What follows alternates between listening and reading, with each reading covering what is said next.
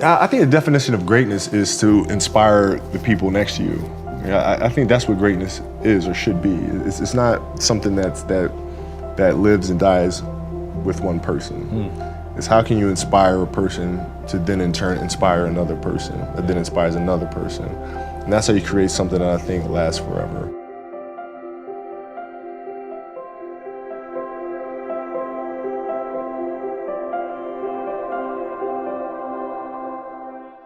Alright guys, in this DIY video, I'll be showing you how to transfer a regular printed photo onto fabric without the use of transfer paper. And then I will be adding it to this denim jacket. For this process, all you'll need is a plain white cotton t-shirt, a wooden board, a mirror image of a photo laser printed onto regular paper, Liquitex gloss gel medium, a sponge brush, fabric scissors, and later on a wet cloth and a dry cloth. For information on these items, scroll down to that description box below. And let's get started. First, I am slipping the wooden board into the t-shirt. Then I'm just laying down a scrap piece of paper to make sure I don't make a mess, getting my photo ready, and it's time to add the gloss gel. And I'm just using the sponge brush to add a very generous amount of the gel on top of the photo, making sure the strokes are in the same direction for consistency. Once I've added a nice thick layer of that onto the photo, I'm just flipping it upside down and smoothing out any air bubbles, really pressing the photo onto that fabric. Now I'm going to leave that to dry for about 5 to 6 hours.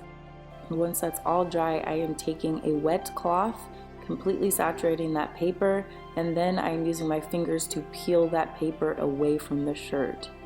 It's that easy.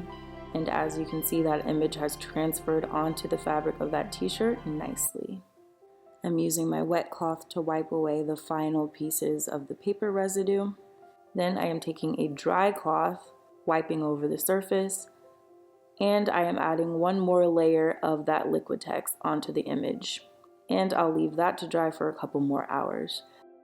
While that was drying, I went ahead and added the rest of my decorations to my denim jacket, including these iron-on letters, the Mamba logo that I cut out from some black fabric, this Lakers patch that I cut from a shirt that I found at Ross for like $5.